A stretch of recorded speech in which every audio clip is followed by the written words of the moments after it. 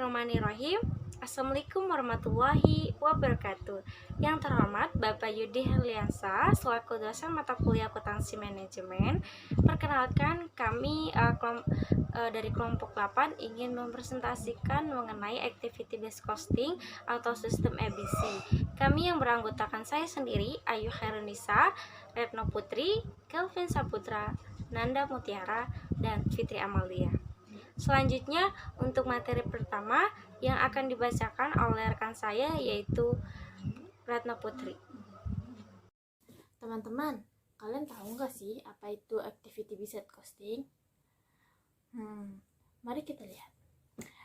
Activity based costing adalah suatu metode yang digunakan dalam menghitung biaya berdasarkan aktivitas.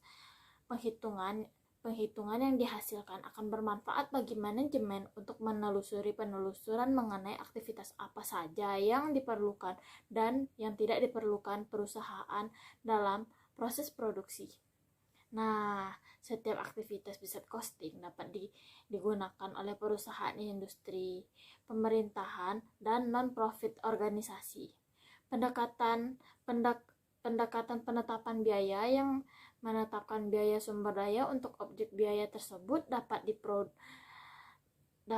tersebut sebagai produk, layanan, atau pelanggan didasarkan aktivitas yang dilakukan untuk objek biaya atau disebut juga dengan cost driver.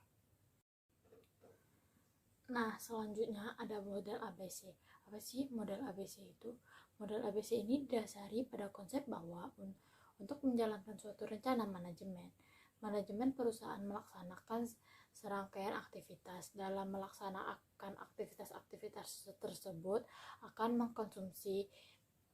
mengkonsumsi sumber daya, baik berupa material, tenaga kerja, mesin, gedung, dan sebagainya. Konsumen sumber daya ini menimbulkan terjadinya kos atau biaya. Model ABC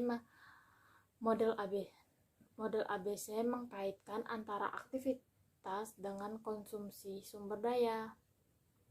Selanjutnya, model ABC pada awalnya lebih banyak digunakan untuk mengalokasikan biaya overhead, yaitu salah satu komponen biaya produksi selain pemakaian material dan biaya tenaga kerja langsung untuk mengalokasikan material menjadi produksi jadi. Ada 4 fungsi activity based costing. Yang pertama, untuk memahami biaya produk dan pelanggan. Kedua, untuk memahami profitabilitas berdasarkan proses produksi atau pelaksanaan. Yang ketiga, untuk memiliki analisis terstruktur berhubungan dengan proses yang kompleks. Yang keempat, untuk menyediakan banyak informasi kepada manajemen untuk membantu dalam pengambilan keputusan. Selanjutnya, apa sih manfaat dari activity based costing? Yang pertama, membantu pengambilan keputusan dalam perusahaan. Nah, yang kedua, penentuan harga melalui sistem ini menghasilkan harga yang baik sehingga mampu bersaing dengan produk sejenis lainnya. Nah, yang ketiga, dengan sistem ini analisis biaya dapat diperbaiki sehingga pihak manajemen dapat melakukan volume produk yang memiliki volume rendah. Dan yang keempat itu ada activity based costing, menjadikan manajemen di posisi di mana untuk melakukan penawaran yang lebih kompetitif. Nah, selanjutnya apa sih pentingnya penggunaan dari activity based costing? Yang pertama, biaya overhead manufaktur meningkat. Yang kedua, biaya overhead manufaktur tidak lagi berkorelasi dengan jam mesin atau jam kerja langsung. Nah, yang ketiga, keragaman produk dan keragaman pelanggan, permintaan telah meningkat. Dan yang keempat, beberapa produk diproduksi dalam jumlah besar sementara yang lain diproduksi dengan jumlah kecil. Ada 3 karakteristik activity based costing. Yang pertama, bisnis mempunyai keanekaragaman barang tinggi. Yang kedua, anggaran perhitungan rendah. Yang ketiga, tingkat kompetisi yang tinggi. Komponen dalam activity based costing. Yang pertama ada resource atau sumber daya, yang kedua ada resource driver atau penggerak sumber daya, yang ketiga ada aktivitas, yang keempat ada activities driver atau penggerak biaya kegiatan, yang kelima ada cost object atau objek biaya.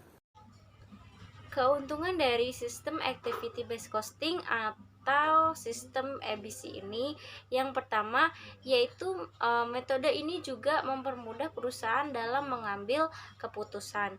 Yang kedua yaitu sistem ini menghasilkan penentuan harga purchase order yang lebih baik sehingga dapat bersaing dengan pebisnis yang lain.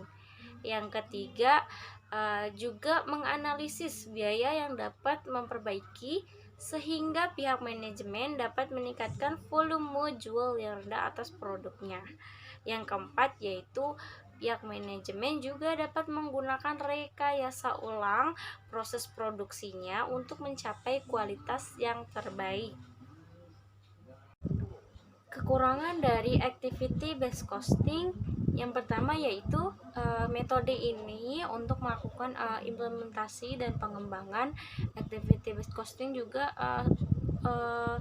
terbilang cukup mahal. Yang kedua yaitu waktu dari sistem ini dari awal hingga selesai membutuhkan waktu yang lama sekitar 1 tahun sampai bisa berhasil.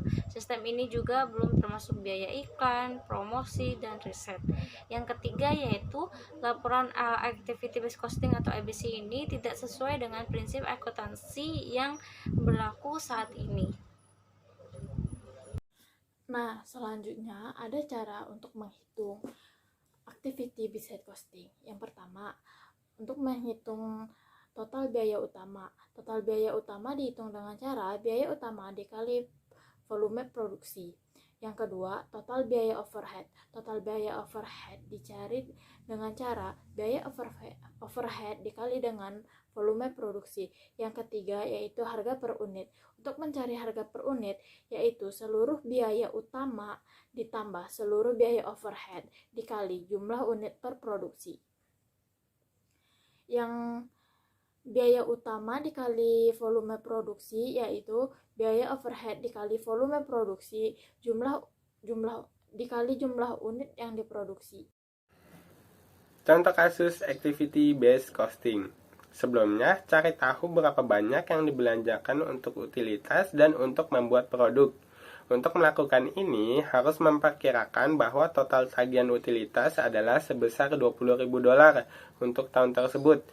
Selanjutnya, menentukan bahwa pemicu biaya yang mempengaruhi tagihan utilitas adalah jumlah jam kerja langsung. Jumlah jam kerja langsung mencapai 1.000 jam untuk tahun tersebut. Bagi total tagihan utilitas dengan activity driver untuk mendapatkan tarif cost object. Tarif aplikasi overhead adalah $20. Untuk produk khusus ini menggunakan utilitas selama 3 jam. Kalikan jam dengan tarif pengemudi biaya $20 untuk mendapatkan $60. Sekian presentasi dari kelompok kami, kurang lebihnya kami mohon maaf. Wabillahi taufiq walhidayah. Wassalamualaikum warahmatullahi wabarakatuh. Jangan lupa like, comment, share, and subscribe. Bye.